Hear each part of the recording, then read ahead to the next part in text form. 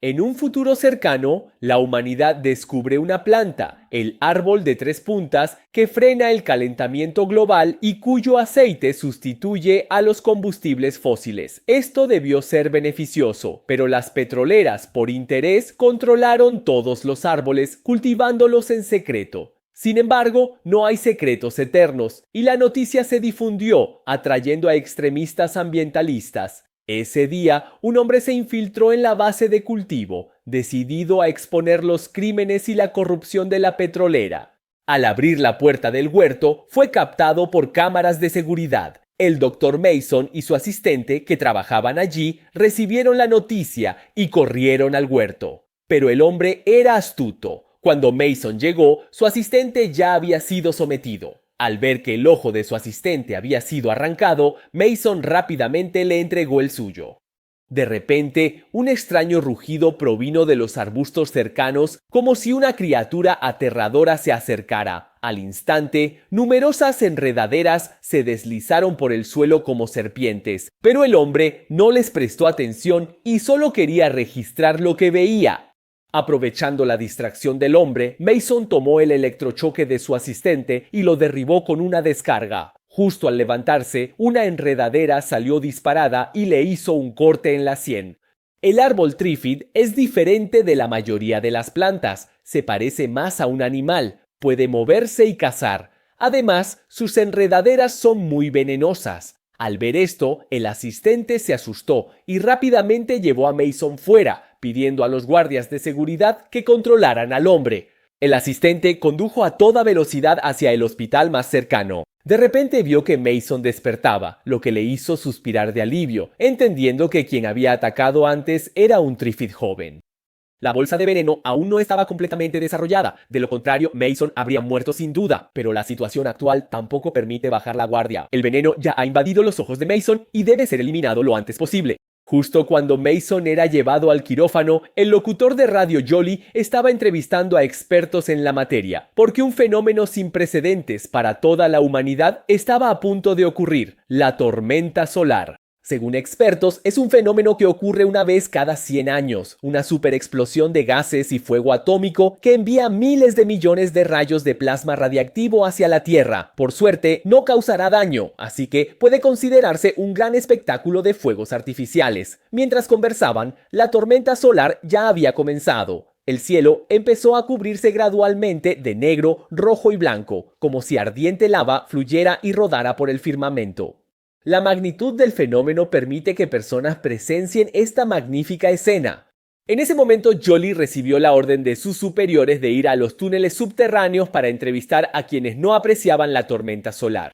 Esto hizo que Jolie se sintiera reacio, pues quería seguir contemplando esa rara imagen. Pero si Jolie hubiera sabido lo que estaba a punto de suceder, se habría sentido afortunado por la decisión que tomó. A medida que pasaba el tiempo, el cielo se volvía más oscuro. El negro iba devorando el rojo, como si la tormenta solar estuviera a punto de terminar. Solo los pasajeros en el avión, por encima de las nubes, comprendían que todo apenas estaba comenzando. Ellos miraban emocionados por la ventana y comentaban la pintura óleo. Pero había una persona que no encajaba con los demás. Llevaba un antifaz y dormía profundamente, sin prestar atención a lo que sucedía. Justo cuando todos miraban al cielo, un cambio inesperado ocurrió sin previo aviso.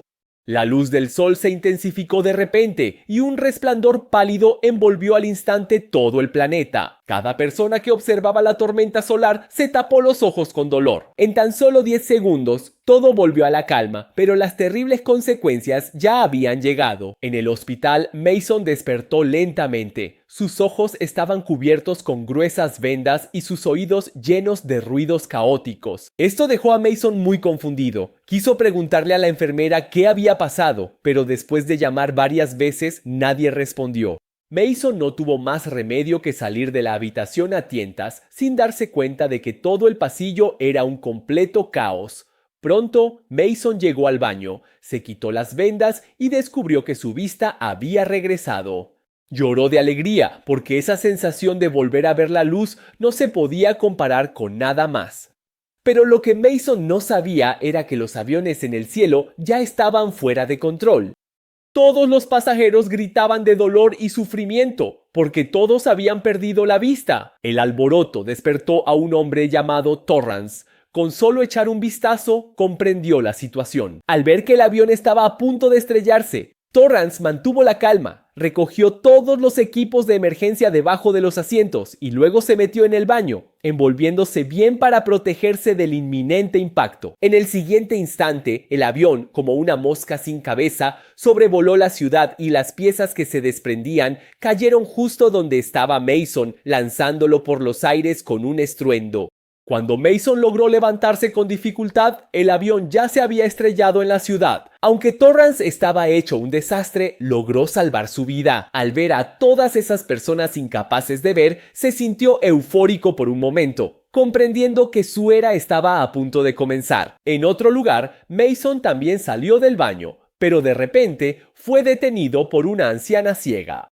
Al ver la expresión de pánico de la mujer, Mason, aunque se sintió conmovido, decidió marcharse. Necesitaba averiguar qué estaba ocurriendo. Mason atravesó la multitud caótica y encontró al médico que le había operado. Al enterarse de que Mason podía ver, el médico experimentó sentimientos encontrados.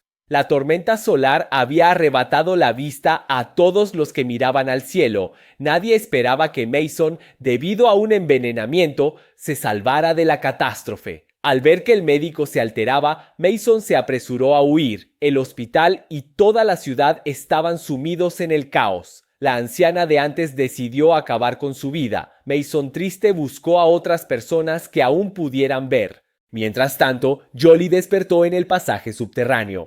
Pensó que, al igual que durante la entrevista, había escapado de la tormenta solar, pero aún no sabía lo que había sucedido. Jolie subió la escalera mecánica y al ver que todos avanzaban, decidió ayudar a una niña. Sin embargo, la madre de la niña se dio cuenta de que él podía ver. Al oír esto, la gente alrededor se acercó de inmediato, suplicando a Jolie todos a la vez que los llevara a casa. La escena asustó tanto a Jolie que entró en pánico. No sabía qué hacer, así que se metió en un coche y retrocedió rápidamente, pero pronto chocó y se detuvo. Al ver a la multitud acercándose como zombies, Jolie sintió por primera vez una total desesperación. Justo cuando estaba aterrorizado, un policía apareció de repente. Jolie suspiró aliviado, pero el policía también estaba ciego. Sacó su pistola, planeando tomar a Jolie como rehén. En el último momento, Mason llegó a tiempo. Al ver el comportamiento extraño del policía, comprendió. Mason controló la mano derecha del policía, le arrebató la pistola y le indicó a Jolie que no disparara. Así, los dos atravesaron la multitud con sumo cuidado y lograron escapar. Por otro lado, Torrance ya había perdido el control. Levantó un ladrillo y rompió el escaparate de una tienda de trajes, robó un conjunto de ropa y también se llevó una caja de cerveza. En el camino también se encontró con un policía muerto, del que obtuvo una pistola. Después de lavarse la cara, Torrance empezó a pensar en su próximo paso. Mientras Torrance hacía lo que quería, Mason y Jolie llegaron a un callejón desierto, donde se presentaron mutuamente. Mason decidió ir al ayuntamiento para preguntar a las autoridades cómo planeaban manejar la situación. Una vez que la ciudad caiga en caos, el suministro eléctrico se detendrá y la base de cultivo quedará fuera de control. Si los trífidos logran escapar, las consecuencias serían inimaginables. Pero lo que Mason no sabía era que la situación era aún más grave de lo que él imaginaba. En ese momento, la base de cultivo era un caos. Solo el extremista encerrado, cuyos ojos no se vieron afectados, logró escabullirse de la habitación. Se acercó al asistente de Mason, le arrebató el teclado, abrió las puertas del huerto y cortó la electricidad, sumiendo todo en la oscuridad. Por fin pasó la noche. Mason y su compañero caminaron por las desiertas calles y llegaron al ayuntamiento. La entrada estaba rodeada de personas. Aunque los agentes de policía no podían ver, seguían apuntando con sus armas. Jolie y Mason se abrieron paso hasta el frente y explicaron que querían entrar a comprobar la situación. La escena era caótica y los agentes no se atrevían a abrir la puerta. Entre empujones, un hombre agarró el arma del jefe de policía, provocando un disparo accidental. Ese sonido nítido fue una señal, haciendo que la tensa situación se desbordara. Todos los agentes comenzaron a disparar como locos, derribando a ciudadanos aterrados uno tras otro. Incluso el jefe al frente no logró salvarse. Por suerte, Mason se dio cuenta de que algo iba mal y se llevó a Jory para escapar. Jory seguía conmocionado. No podía creer que los agentes se atrevieran a disparar a civiles. Comprendiendo la gravedad, decidió buscar a su padre. Mason, por su parte, planeaba ir a la base a investigar. Mientras conversaban, de repente vieron al alcalde de pie en lo alto de un edificio y luego, sin dudarlo, se lanzó al vacío. Jory se horrorizó al presenciarlo, pues la civilización humana colapsaba poco a poco. El pánico en su interior hizo que Jory cambiara de opinión y quisiera acompañar a Mason, ya que en este apocalipsis 2 personas siempre estarían mejor que una sola. Condujeron juntos hasta la base y descubrieron que allí también reinaba el caos. Todos habían muerto. Los Triffids cultivados se habían escapado por todas partes. Al ver cómo los extremistas devorados hasta quedar cadáveres irreconocibles, Mason comprendió lo sucedido, pero no podía aceptar que incluso su asistente hubiera muerto en combate. El odio llenó el corazón de Mason, pero también sabía que la situación se había salido de control y debía encontrar remediarla.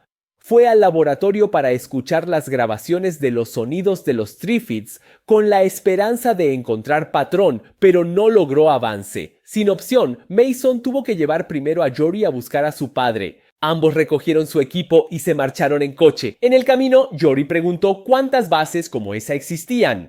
Al enterarse de que solo en el Reino Unido había 500 y que en cada una había 20.000 plantas, no pudo evitar jadear de asombro.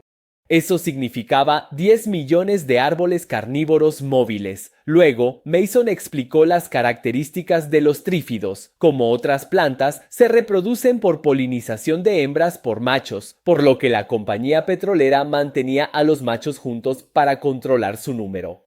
Pero ahora todo se ha descontrolado.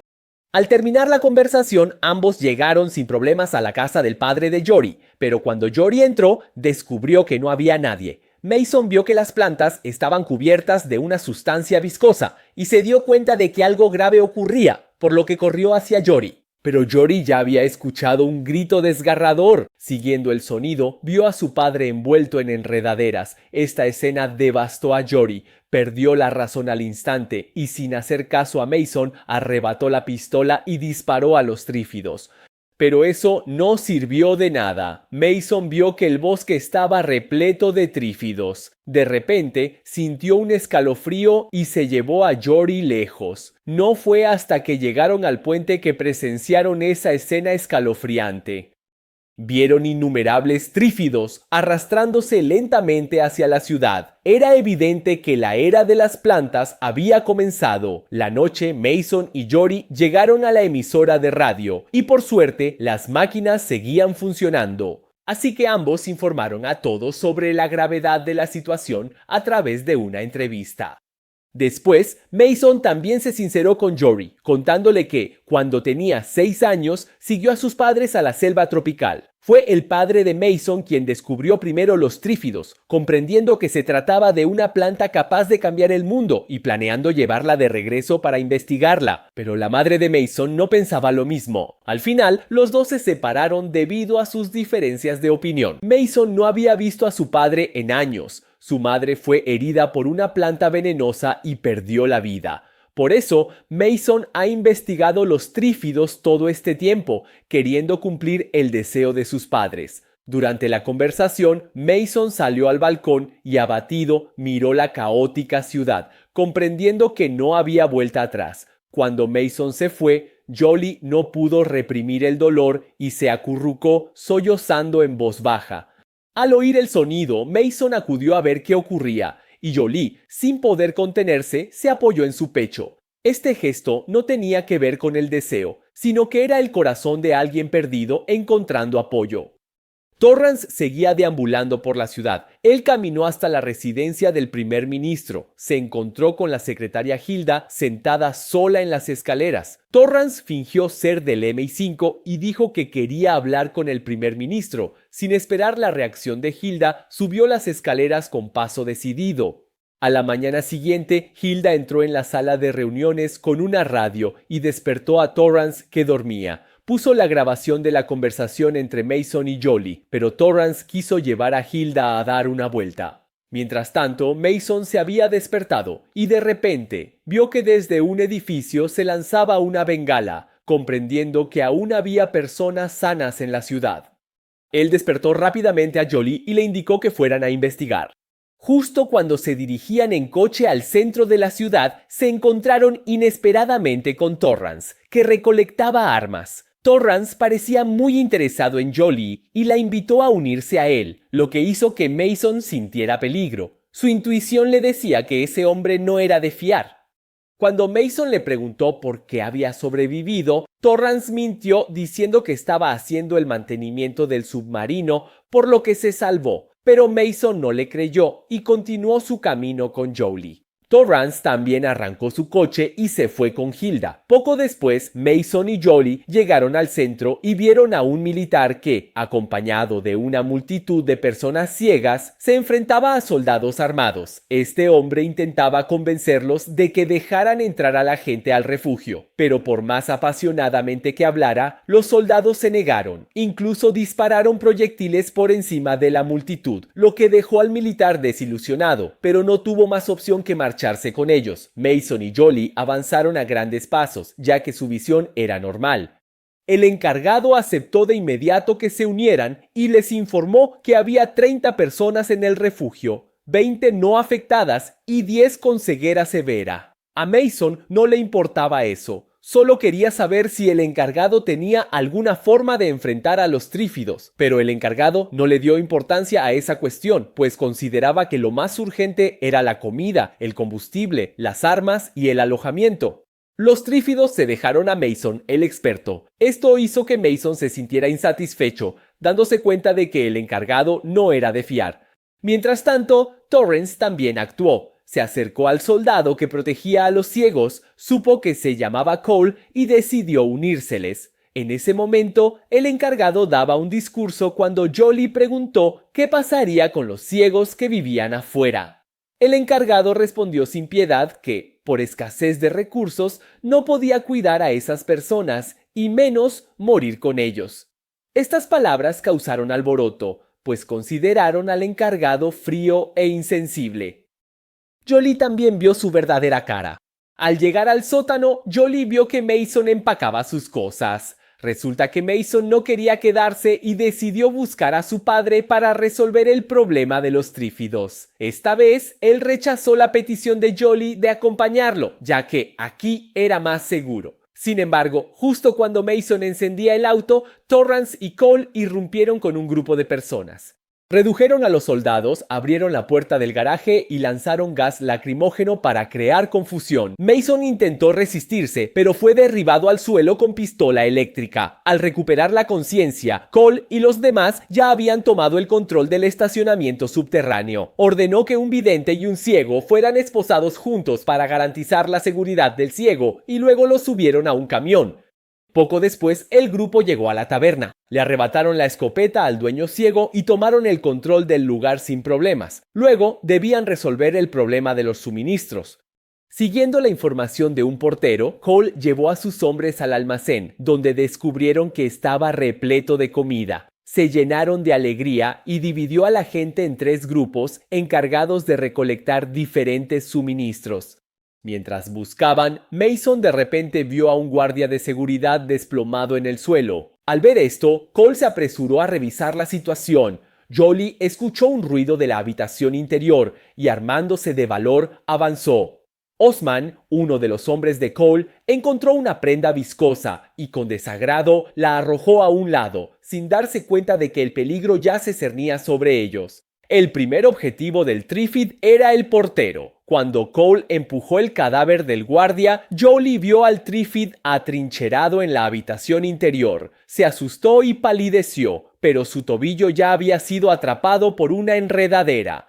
Mason, al oír el grito de Jolie, corrió con encendedor y aerosol lanzando llamas al Trifid, logrando hacerlo retroceder. Justo cuando Mason cerraba la puerta, una enredadera se lanzó y golpeó el cuello de Hilda. El veneno se propagó rápido y al escapar del almacén, Hilda ya había muerto. Osman también fue atacado, luchó y logró liberarse, pero no esperaba que a su compañero lo estrangularan.